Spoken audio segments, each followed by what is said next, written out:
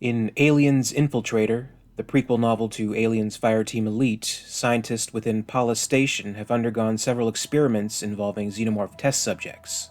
They worked with two different types of xenomorphs, to be clear. Xenobiologist Mark Pryor explains. There's xenomorph with a capital X, and xeno with a lowercase x.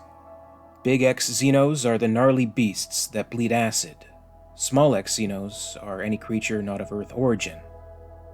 The small X xenos were indigenous to LV-895, the location of Pallas Station. The varying creatures were experimented with to test their mutations when in contact with chemical A0-3959X.91. The pathogen, also referred to as Plagiaris praepotens, was provided by the company, as were the ovmorphs and human hosts. One of the goals of the Pallas Station team was to create a special acid-resistant armor, one with camouflage properties that they could harness from the indigenous LV-895 creature test subject referred to as Leon-895. They had little knowledge regarding the pathogen and its interaction with organic beings. What they did know was that the goo tended to exacerbate naturally occurring characteristics of the test subject and weaponize them. They were trying different levels of irradiation, as well as a serum developed from Leon-895. If they could give the armor a cloaking or chameleon quality, it would make the wearer near invincible. Ovomorphs were mixed with varying amounts of pathogen, and each egg was injected with a serum in an attempt to see if they could replicate the chameleonic abilities in a xenomorph. These experiments resulted in some Big X xenos with shocking and unique properties. Dr. Timothy Honecker, the novel's protagonist, observed that the strangest of all augmentations was found in Test Subject 7. Although the head was the usual smooth torpedo shape of the drone xenomorph with nary a mouth or any other visible sense organs, the body was translucent. Almost white, what one might call an albino. The body was more human-shaped as well, the knees and torso larger than a human's but functioning just the same. Dr. Etienne Lacroix hypothesized that this could be a super drone, capable of leading the others. He observed that 7 was smart, 7 was the brain, and 7 wanted to escape. Since the book is still fairly new, I won't go too deep into spoilers, but it may not come as a surprise that the xenomorphs do in fact escape. And it would seem that Dr. Lacroix's hypothesis was correct. 7 had a way of communicating with the other xenomorphs and influencing them to carry out their escape. Lacroix further hypothesized that this was through some form of telepathy. Even if the rest of the test subjects weren't as advanced as 7, he could direct them.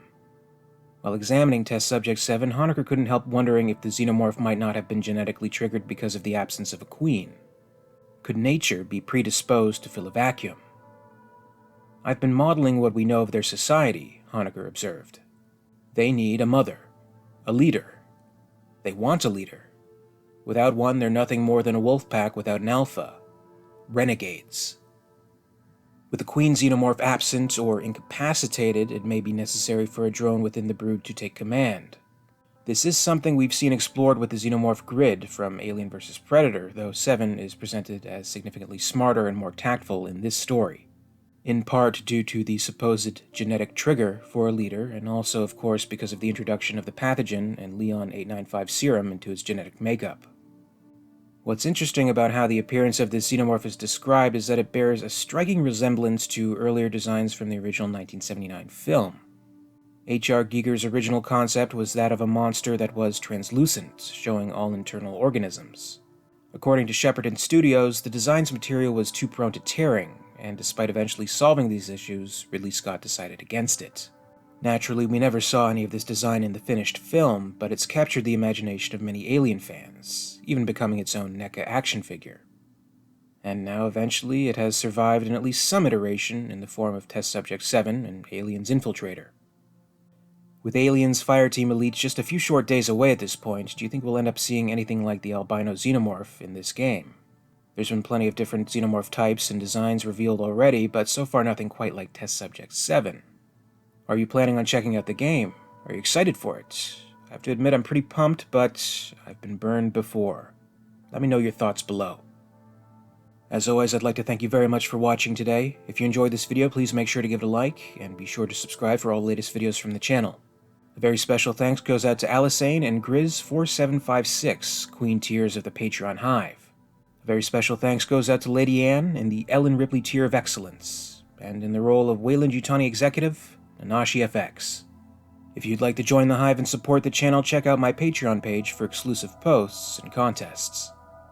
In the meantime, you can catch up with Alien Theory over social media. Follow @alien_theory on Twitter and @alientheoryyt on Facebook and Instagram for more.